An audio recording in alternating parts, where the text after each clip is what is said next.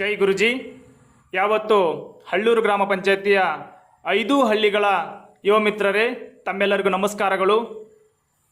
ತಾವೆಲ್ಲರೂ ಕ್ಷೇಮವಾಗಿದ್ದೀರೆಂದು ಭಾವಿಸುತ್ತಾ, ಬಂಧು ಮಿತ್ರರೇ, ಇವತ್ತು ಈ 5 ಹಳ್ಳಿಯ ಪ್ರದೇಶದಲ್ಲಿ ವಾಸವಾಗಿರುವಂತಹ ನಾವೆಲ್ಲರೂ ಅನೇಕರು ಬಡತನದಲ್ಲಿ ಬೇಯ್ತಾ ಇದ್ದೀವಿ.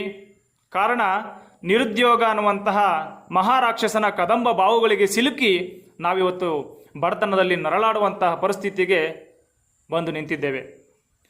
ಮಿತ್ರರೇ, ಯಾಕೆ ಇಷ್ಟು ಬಡತನ ಈ ಭಾಗದಲ್ಲಿದೆ, ಯಾಕೆ ಇಷ್ಟು ಬಡತನ ಈ ಭಾಗದಲ್ಲಿದೆ? ನಿರುದ್ಯೋಗ. ಈ ನಿರುದ್ಯೋಗ ತಲೆ ಎತ್ತಲಿಕ್ಕೆ ಕಾರಣ ಏನು ಅಂತಂದರೆ, ಇಲ್ಲಿಯ ಭೂಪ್ರದೇಶ ಕಡಿಮೆ ಇರೋದು. ಹೆಚ್ಚು ಜನಸಂಖ್ಯೆಯನ್ನು ಹೊಂದಿದ್ದೀವಿ, ಕಡಿಮೆ ಭೂಪ್ರದೇಶನ ಹೊಂದಿದ್ದೀವಿ. ಈಗ ಉದಾಹರಣೆಗೆ ಹಳ್ಳೂರು ಗ್ರಾಮ ಪಂಚಾಯತಿಯಲ್ಲಿ ಹಳ್ಳೂರನ್ನ ಉದಾಹರಣೆ ತೆಗೆದುಕೊಳ್ಳೋದು, ಅಥವಾ ಕಮಲಾಪುರನ ಉದಾಹರಣೆ ತಗೊಳ್ಳೋಣ. ಕಮಲಾಪುರದಲ್ಲಿ ಒಟ್ಟಾರೆ ಭೂಪ್ರದೇಶ ಎಷ್ಟಿದೆ? 2200 ಎಕರೆ ಇದೆ. ಅದರಲ್ಲಿ ಫಾರೆಸ್ಟ್ಗೆ ಎಷ್ಟು ಹೋಗಿದೆ? 974 ಎಕರೆ ಹೋಗಿದೆ. ಅಂದರೆ ಸ್ವಲ್ಪ ಹೆಚ್ಚು ಕಮ್ಮಿ ಅರ್ಧದಷ್ಟು ಭೂಮಿ ಫಾರೆಸ್ಟ್ಗೆ ಹೋಗಿದೆ, ಅರಣ್ಯ ಇಲಾಖೆಗೆ ಹೋಗಿದೆ. ಇನ್ನು ಅರ್ಧದಷ್ಟು ಭೂಮಿ ಮಾತ್ರ ಉಳಿತು. ಆ ಅರ್ಧದಷ್ಟು ಭೂಮಿಯಲ್ಲಿ ನೀರಾವರಿ ಎಷ್ಟಿದೆ, ಬೆದ್ಲು ಎಷ್ಟಿದೆ ಅಂತ ಲೆಕ್ಕ ಹಾಕಿದರೆ, ನೀರಾವರಿ ಕೇವಲ ಒಂದು 480ರಿಂದ 500 ಎಕರೆ. ಮಿಕ್ಕಿದ್ದು 600-700 ಎಕರೆ ಭೂಮಿ ಪೂರ್ತಿ ಬೆದ್ದಲು ಭೂಮಿ, ನೀರಾವರಿ ಕಂಡುಕೊಂಡಿಲ್ಲ. ಅದರಲ್ಲಿ ಆ ಅಳಿದ ಭೂಮಿಯಲ್ಲಿ ಎಷ್ಟು ಮತ್ತೆ ಕಳ್ಕೊಳ್ತೀವಿ? ಗ್ರಾಮ ಠಾಣವನ್ನು ಕಟ್ಕೊಂಡಿದ್ದೀವಿ, ನದಿ, ಹಳ್ಳ, ಕೆರೆ, ಕಳ್ಳ, ಕಟ್ಟೆಗಳಿಗೆ ಕಳ್ಕೊಂಡು ಹೋಗ್ತೀವಿ. ನದಿ ಇಲ್ಲ, ಆದರೆ ಹಳ್ಳ ಕೊಳ್ಳಗಳಿಗೆ ಕಳ್ಕೊಂಡಿದ್ದೀವಿ, ಕೆರೆ ಕಟ್ಟೆಗಳಿಗೆ ಕಳ್ಕೊಂಡಿದ್ದೀವಿ, ರಸ್ತೆಗಳಿಗೆ ಕಳ್ಕೊಂಡಿದ್ದೀವಿ. ಒಟ್ಟಾರೆ ಭೂಪ್ರದೇಶವನ್ನು ನಾವು ಅವಲೋಕನ ಮಾಡ್ಕೊಂಡು ಅಲ್ಲಿ ಚಿಂತನೆ ಮಾಡಿದರೆ ನಮಗುಳಿದದ್ದು ಕೇವಲ ನೀರಾವರಿ ಅಂತ ಉಳಿದು 480-500 ಎಕರೆ, ಒಂದು 600-700 ಎಕರೆ ಬರಡು ಭೂಮಿ. ಈ ಎಲ್ಲವನ್ನು ತುಲನೆ ಮಾಡಿದರೆ ನಮಗೆ ಸಿಗೋದು 1200-1300 ಎಕರೆ ಭೂಮಿ. 1200 ಎಕರೆ ಭೂಮಿ ಸಿಗ್ಬೋದು ಅಂದಾಜಲ್ಲಿ. ಆದರೆ ಜನಸಂಖ್ಯೆ ಎಷ್ಟಿದೆ? 1750 ಎಕರೆ ಇದೆ. ಇದು ಒಂದು ಊರಿನ ಉದಾಹರಣೆ ಅಷ್ಟೇ ನಾನು ಕೊಡ್ತಾ ಇರೋದು. ಅಂದರೆ 1750 ಜನ ಇದ್ದಾರೆ, 1100-1200 ಎಕರೆ ಭೂಮಿ ಇದೆ. ಎತ್ತಲಾಗುತ್ತೆ ಈ ಭೂಮಿ. ಇದರಲ್ಲಿ ಹೇಗೆ ನಾವು ಬದುಕನ್ನು ಕಟ್ಕೊಳ್ಳಿಕ್ಕೆ ಸಾಧ್ಯ ಇದೆ? ಹಳ್ಳೂರ್ದೇನು ಕಮ್ಮಿ ಇಲ್ಲ, ಹಳ್ಳೂರ್ದು ಕೂಡ ಅಷ್ಟೇ. 2338 ಎಕರೆ ಒಟ್ಟಾರೆ ಭೂಮಿ ಇದ್ದರೆ 809 ಎಕರೆ ಸಂಪೂರ್ಣವಾಗಿ ನಾವು ಫಾರೆಸ್ಟ್ ಲ್ಯಾಂಡ್, ಅಂದರೆ ಸ್ವಲ್ಪ ಹೆಚ್ಚು ಕಮ್ಮಿ ಅರ್ಧದಷ್ಟು ಭೂಮಿಯನ್ನು ಅರಣ್ಯ ಇಲಾಖೆಗೆ ಹೋಗಿದೆ ನಮ್ಮ ಭೂಮಿ. ಅಳಿದುಳಿದ ಭೂಮಿ ನಾವು ಏನು ಸಾಗುವಳಿ ಮಾಡಿಕೊಂಡಂಥ ಭೂಮಿ ಒಂದು 1200-1150 ಎಕರೆ ಉಳಿದಿದೆ. ಅದರಲ್ಲಿ ಒಂದು 500-600 ಎಕರೆ ಭೂಮಿ ಬರಡು ಭೂಮಿ. ಮತ್ತೆ ನೀರಾವರಿ ಅಂತ ಉಳಿಯೋದು ಎಷ್ಟು? ಕೇವಲ 525ರಿಂದ 530-40 ಎಕರೆ. ಆದರೆ ಜನಸಂಖ್ಯೆ ಎಷ್ಟಿದೆ? 2856 ಜನ ಇದ್ದಾರೆ. ಒಬ್ಬೊಬ್ಬರು ತಲೆ ಹೊಡೆದಾಕಿದ್ರೆ ಒಬ್ಬೊಬ್ಬರಿಗೆ ಅರ್ಧ ಎಕರೆ ಭೂಮಿ ಕೂಡ ಸಿಗಲ್ಲ ನೀರಾವರಿ ಅಂತೇಳಿ. ಇದು ಕೇವಲ ಹಳ್ಳೂರು ಕಮಲಾಪುರ ಉದಾಹರಣೆಗಳಷ್ಟೇ. ಒಟ್ಟಾರೆ ನಾವು 5 ಹಳ್ಳಿಯಿಂದ ಲೆಕ್ಕ ಹಾಕ್ಕೊಂಡ್ರೆ 9000 ಎಕರೆ ಭೂಮಿ, 9068 ಎಕರೆ ಭೂಮಿ ಇದೆ. 7239 ಜನ ಆಗ್ತೀವಿ. ಅದರಲ್ಲಿ ಗುಡ್ಡಕ್ಕಂತೆ ಫಾರೆಸ್ಟ್ಗಂತೆ, ಕೆರೆ ಕಟ್ಟೆಗಳಿಗಂತೆ, ಹಳ್ಳ ಕೊಳ್ಳಗಳಿಗಂತೆ, ರಸ್ತೆಗಳ ಅಭಿವೃದ್ಧಿಗಂತೆ, ನದಿ ಪಾತ್ರಕ್ಕಂತೆ, ಊರನ್ನು ಕಟ್ಟಿಕೊಳ್ಳೋಕ್ಕೆ, ಗ್ರಾಮ ಠಾಣವನ್ನು ಕಟ್ಟಿಕೊಳ್ಳೋಕ್ಕೆ ಅಂತೆಲ್ಲ ತುಲನೆ ಮಾಡಿ ನೋಡಿದರೆ ನಮಗೆ ಉಳಿಯೋದು ಕೇವಲ 4-4.5 ಎಕರೆ ಭೂಮಿ ಅಷ್ಟೇ. 4-4.5 ಎಕರೆ ಭೂಮಿ, ಅದರಲ್ಲಿ ಬರಡು ಭೂಮಿ ಸೇರಿ ಹೇಳ್ತಾ ಇದ್ದೀನಿ. ಬರಡು ಭೂಮಿ ಬಿಟ್ಟು ನಾವು ಏನಾದರೂ ಲೆಕ್ಕ ಮಾಡಿದರೆ 3000 ಎಕರೆ ಭೂಮಿ ಉಳಿಯುತ್ತೆ. 3000 ಎಕರೆ ಭೂಮಿಯಲ್ಲಿ 7239 ಜನಗಳು ಹಂಚಿರೋ ಒಬ್ಬರಿಗೆ ಅರ್ಧ ಎಕರೆ ಕೂಡಿ ಭೂಮಿ ಬರಲ್ಲ. ಯಾಕೆ ಈ ಮಾತನ್ನು ನಾನು ಈಗ ಹೇಳ್ತಾ ಇದ್ದೀನಿ ಅಂದರೆ, ಬಂಧುಗಳೇ, ಇಷ್ಟು ಭೂಮಿಯ ಕೊರತೆ ಇದ್ದಾಗ್ಯೂ ನಾವು ಪಕ್ಕದ ಊರು ಕಿರಿಗೇರಿ ಗ್ರಾಮದಲ್ಲಿ ಅಥವಾ ಬೈರನ್ನಪಾದದಲ್ಲಿ 140 ಎಕರೆ ಭೂಮಿಯನ್ನು ಸಕ್ಕರೆ ಕಾರ್ಖಾನೆಗೆ ಅಂತೇಳಿ ನಮ್ಮ ಪೂರ್ವಜರು ಹಿಂದೆ ಮೀಸಲಿಟ್ಕೊಂಡಿರ್ತಾರೆ. ಅದು ಭೂಮಿ ಬೇರೆ ಬೇರೆದಿದ್ದರೂ ಕೂಡ ಮುಂದೆ ಅದನ್ನೆಲ್ಲ ಒಕ್ಕೂಟವಾದ ರೂಪದಲ್ಲಿ ನಾವೆಲ್ಲರೂ ಒಗ್ಗೂಡಿಕೊಂಡು ನಮ್ಮದೇ ಒಂದು ಹಿರಿತನದಲ್ಲಿ ನಾವು ಮಾಡ್ಕೊಳ್ಳೋಣ, ನಾವೇ ಓನರ್ಗಳಾಗಿ, ನಾವೇ ಮಾಲೀಕರಾಗಿರುವಂತೆ ಸಕ್ಕರೆ ಕಾರ್ಖಾನೆಯನ್ನು ಕಟ್ಕೊಳ್ಳೋಣ ಅಂತೇಳಿ ಈಗ ಒಂದು 20-25 ವರ್ಷದ ಹಿಂದೆ ಒಂದು ತೀರ್ಮಾನಕ್ಕೆ ಬರ್ತಾರೆ. ಅದೇ ರೀತಿಯಾಗಿ ಎಲ್ಲ ವ್ಯವಸ್ಥೆ ಆಗುತ್ತೆ. ಆದರೆ ದುರಾದೃಷ್ಟವಶಾತ್ ಸಕ್ಕರೆ ಕಾರ್ಖಾನೆ ಆಗೋದಿಲ್ಲ, ಸಹಕಾರಿ ಸಂಘದ ರೂಪದಲ್ಲಿ ಅದು ಆಗೋದಿಲ್ಲ. ಅದಾದ ನಂತರ ಅದನ್ನು KADB ಅವರು ಅಂದರೆ ಕರ್ನಾಟಕ ಇಂಡಸ್ಟ್ರಿಯಲ್ ಏರಿಯಾ ಡೆವಲಪ್ಮೆಂಟ್ ಬೋರ್ಡ್ನವರು ಆ ಜಾಗವನ್ನು ವಶಪಡಿಸ್ಕೊಳ್ತಾರೆ. ಅದನ್ನು ಈಗ ಬಾಡಿಗೆ ರೂಪದಲ್ಲಿ GM ಶುಗರ್ಸ್ನವರಿಗೆ ಕೊಟ್ಟಿದ್ದಾರೆ. ಸರಿ, ಹಾಗಾದರೆ ಈಗ GM ಶುಗರ್ಸ್ನವರು ಕೂಡ ಇಲ್ಲಿ ಬಂದಿದ್ದಾರೆ. ಕಾರ್ಖಾನೆಯ ಉದ್ಘಾಟನೆಯೂ ಆಗಿದೆ, ಎಲ್ಲ ರೀತಿಯಲ್ಲಿ ಈಗ ಕಾರ್ಖಾನೆ ಈಗಾಗಲೇ ಚಾಲೂ ಆಗಿದೆ. ತಪ್ಪು ಅಂತ ಹೇಳ್ತಿಲ್ಲ. ಹಳ್ಳಿ ಗ್ರಾಮೀಣ ಪ್ರದೇಶಕ್ಕೆ ಕಾರ್ಖಾನೆಗಳು ಬರೋದ್ರಿಂದ ಗ್ರಾಮೀಣ ಪ್ರದೇಶದ ಜನಗಳು, ಗ್ರಾಮೀಣ ಪ್ರದೇಶಗಳು ಅಭಿವೃದ್ಧಿ ಆಗ್ತವೆ. ಅದು 100% 100 ಸತ್ಯವೂ ಹೌದು. ಅದು ಬಂದಿದ್ದು ಉತ್ತಮವೂ ಹೌದು. ಆದರೆ ಕೇವಲ ಅವರು ಪ್ರಾಡಕ್ಟನ್ನು ತಯಾರು ಮಾಡಿಕೊಂಡು ಅವರು ಇಲ್ಲಿ ಉತ್ಪಾದನೆಗಳನ್ನು ಮಾಡಿಕೊಂಡು ಅಷ್ಟೇ ಹೋದರೆ ಗ್ರಾಮೀಣ ಪ್ರದೇಶ ಹೇಗೆ ಉದ್ಧಾರ ಆಗುತ್ತೆ? ಸಾಧ್ಯವೇ ಇಲ್ಲ. ಅದು ಉದ್ಧಾರ ಆಗಬೇಕು, ಗ್ರಾಮೀಣ ಪ್ರದೇಶದ ಜನಗಳು ಬೆಳಿಬೇಕು, ಬದುಕಬೇಕು ಅನ್ನೋದಾದರೆ ಅವರು ತಮ್ಮ ಕಾರ್ಖಾನೆಯಲ್ಲಿ ಗ್ರಾಮೀಣ ಪ್ರದೇಶದ ಅಥವಾ ಸ್ಥಳೀಯವಾಗಿರುವಂತಹ ಗ್ರಾಮೀಣ ಪ್ರದೇಶದ ಯುವಕರಿಗೆ ಉದ್ಯೋಗವನ್ನು ಕೊಡಬೇಕು. ಉದ್ಯೋಗ ಕೊಡುವುದರ ಮೂಲಕ ಅವರಿಗೆ ಸೂಕ್ತವಾದ ಕೈತುಂಬ ಸಂಬಳವನ್ನು, ಕನಿಷ್ಠ ವೇತನಗಳನ್ನು ಕೊಡುವ ಮೂಲಕ ಇವರ ಬದುಕನ್ನು ಕಟ್ಟಿಕೊಳ್ಳಿಕ್ಕೆ ಅವಕಾಶ ಕಲ್ಪಿಸಿಕೊಡಬೇಕಾಗಿತ್ತು. ಅದಾಗಲಿಲ್ಲ. ಈ ನಿಟ್ಟಿನಲ್ಲಿ ನಾವು 2023 3ನೇ ತಾರೀಕು 10ನೇ ತಿಂಗಳಲ್ಲಿ ನಾವು ಒಂದು ತಕರಾರು ಅರ್ಜಿಯನ್ನು ಗ್ರಾಮ ಪಂಚಾಯತಿ ಕೊಡ್ತೀವಿ, ಸಂಬಂಧಪಟ್ಟ ಇಲಾಖೆಗಳಿಗೆ ಕೊಡ್ತೀವಿ. ಸಂತೋಷ್ ಲಾಡ್ ಅವರು ಆಗ ಕಾರ್ಮಿಕ ಸಚಿವರು ಇರ್ತಾರೆ, ಅವ್ರಿಗೂ ಕೂಡ ನಾವು ಪತ್ರವನ್ನು ಕೊಡ್ತೀವಿ. ಅದಾದ ನಂತರ ಇದು ಕಾರ್ಮಿಕ ಆಯುಕ್ತರಿಗೂ ಆಮೇಲೆ ಉಪಾಯುಕ್ತರಿಗೂ ಎಲ್ಲರಿಗೂ ನಮ್ಮ ಪತ್ರ ಮುಟ್ಟುತ್ತೆ, ಈ ವಿಷಯ ಮುಟ್ಟುತ್ತೆ. ಏನು ತಕರಾರು ಅಂದರೆ, ಸಕ್ಕರೆ ಕಾರ್ಖಾನೆಗೆ NOC ಕೊಡುವ ಮೊದಲು ಗ್ರಾಮ ಪಂಚಾಯತಿ ಅಧ್ಯಕ್ಷರೇ ಮತ್ತು PDOಗಳೇ ಅಥವಾ ಗ್ರಾಮ ಪಂಚಾಯತಿ ಅಭಿವೃದ್ಧಿ ಅಧಿಕಾರಿಗಳೇ ಹಳ್ಳೂರು ಗ್ರಾಮ ಪಂಚಾಯತಿ ವ್ಯಾಪ್ತಿಗೆ ಬರುವಂಥ ಬೈರನ್ಪಾದ ಸಕ್ಕರೆ ಕಾರ್ಖಾನೆಗೆ NOC ಕೊಡುವ ಮೊದಲು ಇಲ್ಲಿಯ ತರುಣರಿಗೆ, ಇಲ್ಲಿರುವಂತಹ ಹಳ್ಳೂರು ಗ್ರಾಮ ಪಂಚಾಯತಿಯಲ್ಲಿ ಬರುವಂತಹ ನಿರುದ್ಯೋಗಿ ತರುಣರಿಗೆ ಉದ್ಯೋಗವನ್ನು ಕೊಡಬೇಕು, ಕನಿಷ್ಠ ವೇತನವನ್ನು ಕೊಡಬೇಕು, PF ESI ವ್ಯವಸ್ಥೆ ಮಾಡಿಕೊಡಬೇಕು. ಇದರ ಜೊತೆಗೆ ಈ ಕಾರ್ಮಿಕರಿಗೆ ಅಕೌಂಟ್ ಮೂಲಕವೇ ಉದ್ಯೋಗ ಕೊಡಬೇಕು, ಅದು ಸಂಬಳವನ್ನು ಕೊಡಬೇಕು. ಅಲ್ಲದೇನೆ ಇವರನ್ನು 6 ತಿಂಗಳು ಕೆಲಸ ಮಾಡಿಸ್ಕೊಂಡು ಅದಾದ ನಂತರ ಅವ್ರನ್ನ ಕನ್ಫರ್ಮೇಷನ್ ಆಗಿ ಮಾಡ್ಕೋಬೇಕು, ಕನ್ಫರ್ಮೇಷನ್ ಲೆಟ್ರ್ ಕೊಡಬೇಕು ಅಂತೇಳಿ ಅವ್ರಿಗೆ ನಾವು ಷರತ್ತನ್ನು ಹಾಕ್ತೀವಿ. ಇದಕ್ಕೆ ಒಪ್ಪಿದ್ರೆ ಮಾತ್ರ NOC ಕೊಡಿ, ಇಲ್ಲ ಕೊಡಬೇಡಿ ಅಂತೇಳಿ. ಇವರು ಕೇಳಿದ್ರಂತೆ NOC ಕೊಡೋಕೆ. ಅವ್ರಿಗೆ NOC ಕೇಳ್ಕೊಂಡು ಬಂದಾಗ ಈ ರೀತಿಯಾಗಿ ನಮ್ಮ ಊರಿನಿಂದ ತಕರಾರು ಕೊಟ್ಟಿದ್ದಾರೆ, ನೀವು ಇದಕ್ಕೆ ಒಪ್ಪಿದ್ರೆ ನಾವು ಲೆಟ್ರ್ ಕೊಡ್ತೀವಿ, NOC ಕೊಡ್ತೀವಿ, ಇಲ್ಲ ಕೊಡಲ್ಲ ಅಂದದ್ದಕ್ಕೆ ಅವ್ರು ಇಲ್ಲ, ನಾವಾಗೆಲ್ಲ ಕೈಲಿ ಬರ್ಕೊಡೋಕ್ಕಾಗಲ್ಲ. ಇವ್ರು ಕೈ ಬರ ಹಾಕಿದ್ರಂತೆ, ಕೊಡಿ ಬರವಣಿಗೆ ರೂಪದಲ್ಲಿ ಅಂತೇಳಿ. ಅವ್ರು ಕೊಡಲ್ಲ ಅಂದ್ರಂತೆ. ಅವ್ರು ಕೊಡಲ್ಲ ಅಂದ್ರೆ ನೀವು ಕೊಟ್ಟಿದ್ರಿ ಏನಂತ ನಾವು ಕೊಡ್ತೀವಿ ಅಂತೇಳಿ ಕೊಟ್ಟಿದ್ದಾರೆ.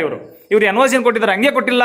ಇದರಿಂದ ಕಾಣದಂತಹ ರಾಜಕೀಯ ಕೆಲವು ಕೈವಾಡಗಳು ಸ್ಥಳೀಯವಾಗಿರುವಂಥ ಗ್ರಾಮ ಪಂಚಾಯತಿಯ ಕೆಲವು ಗ್ರಾಮದ ಸದಸ್ಯರ ಸ್ವಲ್ಪ ಕೈವಾಡವೂ ಇದೆ. ಅದು ಯಾಕೆ ಏನು ಅನ್ನೋದು ನಿಮ್ಮೆಲ್ಲರಿಗೂ ಗೊತ್ತಿದೆ, ನಾನೇನು ಬಾಯ್ಬಿಟ್ಟು ಹೇಳ್ಬೇಕಾಗಿಲ್ಲ. ಇಷ್ಟೆಲ್ಲ ಆಗಿಯೂ ಕೂಡ NOC ಅನ್ನು ತಗೊಂಡು ಅವರು ಕಾರ್ಖಾನೆಯನ್ನು ನಡೆಸ್ಕೊಂಡು ಹೋಗ್ತಾ ಇದ್ದಾರೆ. ಆದರೆ ಉದ್ಯೋಗವಿಲ್ಲದೆ ತರುಣರು ಸಾಯ್ತಾ ಇದ್ದಾರೆ. ಕೊಡೋದು ಎಷ್ಟು ಸಂಬಳ? ಕೇವಲ 8,000. ದುಡಿಸ್ಕೊಳ್ಳೋದು 9 ತಾಸು. 8, 9, 10 ತಾಸು ದುಡಿಸ್ಕೊಂಡು 8,000 ಸಂಬಳ ಕೊಡ್ತಾರೆ. ಹೋಗ್ಲಿ, ತಿಂಗಳ ಕೊಡ್ತಾರೆ, ಅದು ಇಲ್ಲ. 3 ತಿಂಗಳವರೆಗೂ ದುಡಿಸ್ಕೊಂತಾರೆ, 2 ತಿಂಗಳು ಸಂಬಳ ಕೊಡ್ತಾರೆ, 1 ತಿಂಗಳು ಸಂಬಳವನ್ನು ಅವ್ರ ಹತ್ರನೇ ಇಟ್ಕೊತಾರೆ. ಇದನ್ನು ಕಂಡು ಬೇಸತ್ತು ಎಷ್ಟೋ ಹುಡುಗರು ಕೆಲಸಕ್ಕೆ ಹೋದವರು ವಾಪಸ್ ಬಂದು ಮನೆಗಿದ್ದಾರೆ. ಇವ್ರು ಕೊಡೋ ಸಂಬಳ ಅಷ್ಟಕ್ಕಷ್ಟೇ, ಅದು ಯಾವತ್ತೂ ಕೊಡ್ತಾರೆ. PF ಇಲ್ಲ, ESI ಇಲ್ಲ, ನಮ್ಗೆ ಯಾವುದೇ ರೀತಿಯ ಲೈಫ್ ಸೆಕ್ಯೂರಿಟಿ ಇಲ್ಲ. ನಾವು ಹೆಂಗೆ ಬದುಕಲಿಕ್ಕೆ ಸಾಧ್ಯ ಇದೆ? ಅವ್ರು ಕೊಡೋ ಸಂಬಳ ನಮಗೆ ಓಡಾಡೋ ಖರ್ಚುಗಳಿಗೆ ಮನೆತನ ಕೊಡೋಕ್ಕಾಗಲ್ಲ. ದುಡಿಯೋಕೆ ಹೋದ ಗಂಡು ಮಗ ಕೇವಲ 8,000 ದುಡ್ಕೊಂಬರ್ತಾನೆ. ಇಲ್ಲೇ ಪಕ್ಕದ ಜಿಲ್ಲೆ ಶಿವಮೊಗ್ಗ ಜಿಲ್ಲೆಯ ಶಿಕಾರಿಪುರ ತಾಲೂಕಿನೊಳಗೆ ಕೇವಲ 8 ಎಕರೆ ಭೂಮಿ ಇದೆ. 8 ಬೇಡ 10 ಎಕರೆ ಭೂಮಿಯಲ್ಲಿ ಒಂದು ಗಾರ್ಮೆಂಟ್ಸ್ ಮಾಡಿದ್ದಾರೆ. ಅಕ್ಕಪಕ್ಕದ ಜಿಲ್ಲೆಯವರಿಗೆ ಉದ್ಯೋಗವನ್ನು ಕೊಟ್ಟಿದ್ದಾರೆ. ಇಲ್ಲಿ 150 ಎಕರೆ ಭೂಮಿಯನ್ನು ಕೊಟ್ಟಿದ್ದೀವಿ, ಸ್ವಲ್ಪ ಹೆಚ್ಚು ಕಮ್ಮಿ 150 ಎಕರೆ ಭೂಮಿ ಇದೆ. 150 ಎಕರೆ ಭೂಮಿ ಇದ್ರೂ ಕೂಡ 5 ಹಳ್ಳಿಯ ಜನರಿಗೆ ಅಥವಾ ತರುಣರಿಗೆ ಉದ್ಯೋಗವನ್ನು ಕೊಡ್ಲಿಕ್ಕೆ ಆಗ್ತಾ ಇಲ್ಲ. ಕೊಟ್ಟರು ಉದ್ಯೋಗವನ್ನು ಅವರಾಗಿ ಬಿಟ್ಟು ಹೋಗ್ಬೇಕು, ಆ ರೀತಿಯಾಗಿ ಮಾನಸಿಕವಾಗಿ ಹಿಂಸೆ ಆಗೋ ರೀತಿಯಲ್ಲಿ ನಡ್ಕೋತಾ ಇದ್ದಾರೆ. ನಾನು ಅದಕ್ಕಾಗಿ ಗ್ರಾಮ ಪಂಚಾಯತಿಯವರಿಗೆ ನಾನು ಹೋಗಿ ಕೇಳ್ಕೊಂಡೆ, ಇಲ್ಲ ನಾವು NOCಯನ್ನು ಕೊಡುವಾಗ ಹೇಳಿದ್ದೀವಿ, ಆದರೆ ಅವ್ರು ಯಾಕೆ ಹೀಗೆ ನಡ್ಕೊಂತ ನಮ್ಗೆ ಗೊತ್ತಿಲ್ಲ ಅಂದರು. ಈಗ ನಾವೇನು ಮಾಡ್ತಿದ್ದೀವಿ, ಪಂಚಾಯತಿಗೆ ಹೋಗಿ ಗ್ರಾಮ ಪಂಚಾಯತಿ ಅಭಿವೃದ್ಧಿ ಅಧಿಕಾರಿಗಳಿಗೂ ಮತ್ತು ಅಧ್ಯಕ್ಷರಿಗೂ ತಾಕೀತು ಮಾಡ್ತೀವಿ. ನಾವೀಗಾಗಲೇ ಕಾರ್ಮಿಕ ಇಲಾಖೆಗೆ ಸಂಬಂಧಪಟ್ಟ ಅಧಿಕಾರಿಗಳಿಗೆ ಎಲ್ಲರಿಗೂ ನಮ್ಮ ವಿಷಯ ತಿಳಿಸಿದ್ದೇವೆ. ಅದಕ್ಕೆ ನಾನು ಅದರದ ಪ್ರತಿಗಳನ್ನು ಈ ವಾಟ್ಸಪ್ ಮೂಲಕ ಹಾಕ್ತೀನಿ. ಈಗ ನಾವು ಗ್ರಾಮ ಪಂಚಾಯತಿಗೆ ಹೋಗಿ ತಾಕೀತು ಮಾಡೋಣ. ಒಂದು NOC ಕ್ಯಾನ್ಸಲ್ ಮಾಡಿ, NOC ಕ್ಯಾನ್ಸಲ್ ಮಾಡಿ ಕಂಪನಿಯ ಮೇಲೆ ನೋಟಿಸ್ ತೆಗೀರಿ. ತಕ್ಷಣವೇ ಕಾರ್ಖಾನೆಯನ್ನು ನಿಲ್ಲಿಸಬೇಕು ಅಂತೇಳಿ. ಇಲ್ಲವಾದಲ್ಲಿ ಉದ್ಯೋಗವನ್ನು ಕೊಡಲಿ. ಅವರು ಎಲ್ಲರಿಗೂ ಒಂದೇ ಥರದ ಉದ್ಯೋಗ ಕೊಡೋದು ಬೇಡ, ಅವರವರ ಶಿಕ್ಷಣಕ್ಕೆ ಸಂಬಂಧಪಟ್ಟ ಎಷ್ಟೆಷ್ಟು ಓದಿದ್ದಾರೆ ಅದಕ್ಕೆ ತಕ್ಕಂತಹ ಉದ್ಯೋಗವನ್ನೇ ಕೊಡಲಿ. ಏನೂ ಓದ್ದಿರೋರು ಮಾಡುವಂಥ ಕೆಲಸಗಳಲ್ಲಿ ಇದ್ದರೆ ಕೊಡಲಿ. ಆದರೆ PUC ಡಿಗ್ರಿ SSLC ಮಾಡಿಕೊಂಡು ಅನೇಕ ವಿದ್ಯಾವಂತರು ಹುಡುಗರಿದ್ದಾರೆ, ನಿರುದ್ಯೋಗಿಗಳಾಗಿದ್ದಾರೆ. ಮನೆಯಲ್ಲಿ ಅಪ್ಪ ಅಮ್ಮನ ಕಾಟ, ಅವ್ರಿಗೆ ಹೆಣ್ಣು ಸಿಗ್ತಲ್ಲ ಸ್ವಾಮಿ. ಈಗ ಇರೋ ಭೂಪ್ರದೇಶ ಕಡಿಮೆ, ನಾನು ಈಗಾಗಲೇ ಲೆಕ್ಕ ಕೊಟ್ಟಿದ್ದೀನಿ ನಿಮಗೆ. ಈ ಭೂಪ್ರದೇಶದಲ್ಲಿ ಅವ್ರದ್ದು ಇರೋದು 1/2 ಎಕರೆ 3/4 ಎಕರೆ ಭೂಮಿ ಇಟ್ಕೊಂಡು ಹೆಣ್ಣು ಕೇಳೋಕ್ರು ಹೆಣ್ಣು ಕೊಡ್ತಿಲ್ಲ. ಕೊನೆ ಪಕ್ಷ ಒಂದು ಕಂಪ್ನಿಲಿ ಒಂದು ಕೆಲಸ ಮಾಡ್ಕೊಂಡಿದ್ದಾನೆ, ತಿಂಗಳಿಗೆ ಒಂದು 10-15 ಸಾವಿರ ಸಂಬಳ ಬರುತ್ತೆ ಅಂದ್ರೆ ಹೇಳ್ಕೋಬೋದು. 15,000 ರೂಪಾಯಿ ಸಂಬಳನೂ ಇಲ್ಲ, ಭೂಮಿನೂ ಇಲ್ಲ, ಹೆಣ್ಣು ಹೆಂಗೆ ಕೊಡ್ತಾರೆ? ಪರಿಸ್ಥಿತಿ ಇಲ್ಲಿಗೆ ಬಂದು ನಿಂತಿದೆ. ಬಂಧುಗಳೇ, ನಾನು ಇವತ್ತೆಲ್ಲ ತರುಣರಿಗೆ ಕರೆ ಕೊಡ್ತಾ ಇದ್ದೀನಿ. ಇದೇ ಭಾನುವಾರ ಅಂದರೆ ನಾಳೆ ಬರುವಂತಹ ಭಾನುವಾರ 11 ಗಂಟೆಗೆ ಸರಿಯಾಗಿ ನಾವೆಲ್ಲರೂ ಅಳ್ಳೂರು ಶ್ರೀ ಗೋವಿಂದರಾಯನ ಸನ್ನಿಧಿಯಲ್ಲಿ ಒಂದು ಸಭೆಯನ್ನು ಸೇರೋಣ. ನಾವೆಲ್ಲರೂ ಕುತ್ಕೊಂಡು ಕೂಲಂಕುಷವಾಗಿ ಅವಲೋಕನ ಮಾಡೋಣ. ಮುಂದಿನ ನಡೆ ಹೇಗಿರಬೇಕು, ನಾವು ಉದ್ಯೋಗನ ಪಡ್ಕೊಳ್ಳಿಕ್ಕೆ ಏನೆಲ್ಲ ಮಾಡಬಹುದು ಅನ್ನುವಂಥ ಒಂದು ಯೋಜನೆಯನ್ನು ಮಾಡಿಕೊಂಡು ಅದಾದ ನಂತರ ಮುಂದಿನ ಹೆಜ್ಜೆ ಇಡಬೇಕಾಗಿದೆ.